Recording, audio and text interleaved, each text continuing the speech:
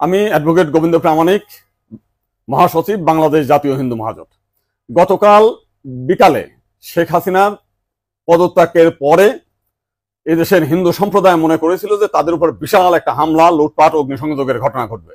কিন্তু গতকাল বিকালেই বিএনপি এবং জামাতের নেতারা তাদের নেতৃবৃন্দকে হিন্দুদের বাড়িতে হামলা, লুটপাট, অগ্নিসংযোগ যাতে না হয় এবং প্রত্যেক মন্দিরে যাতে পাহারা দেয় সেই ব্যবস্থা করার নির্দেশ দেয়। এবং গতকাল থেকে আমরা দেখেছি সেই পাহারা দিয়েছে।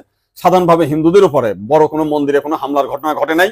কিছু আওয়ামী লীগের হিন্দু নেতা আছে যারা বিভিন্ন সময় লম্পঝম্প করেছিল, তাদের বাড়িতে, শুধু হিন্দু বাড়ি না, মুসলিম আওয়ামী লীগ নেতাদের বাড়িতে হামলা হয়েছে, লুটপাট হয়েছে এবং সামান্য কিছু সুযোগ সন্ধানী এলাকা ভিত্তিক তারা কিছু সামান্য মন্দিরে হামলা করেছে, সেটা ব্যাপক বিষয় না। কিন্তু আমরা দেখলাম যে ভারতের রিপাবলিক এইটাকে নিয়ে ব্যাপকভাবে রুমার ছড়াচ্ছে, নানান কিছু মিলে উদ্ভট কথাবার্তা বলছে। এবং আজকে দেখলাম শেখ হাসিনার নিয়ে তারা কাহিনী তৈরি করছে, বঙ্গবন্ধুর স্ট্যাচু মানে ভাঙছে, সেটা নিয়ে তারা খুব দুঃখে সাগরে ভাগছে। আমার এক সাংবাদিক ফোন দিয়েছিলাম, তাদের বলেছি যে আপনারা যদি শেখ হাসিনার জন্য যদি এত কান্না আপনাদের মধ্যে আসে, তো শেখ হাসিনা ভারতে গিয়েছে, আপনারা ভারতের প্রধানমন্ত্রী নরেন্দ্র মোদীকে সরিয়ে শেখ হাসিনাকে আপনারা প্রধানমন্ত্রী হিসেবে ঘোষণা করেন, সে ভারতও রক্ষা করতে পারবে, তা আপনার সেভেন সিস্টারও রক্ষা করতে পারবে। আপনারা তো প্রতিদিন বলতেছেন যে শেখ হাসিনা না থাকলে ভারতে সেভেন সিস্টার থাকবে না। তো এইবার আপনাদের একটা বিশাল সুযোগ আছে, আপনারা শেখ হাসিনাকে ভারতের প্রধানমন্ত্রী করেন।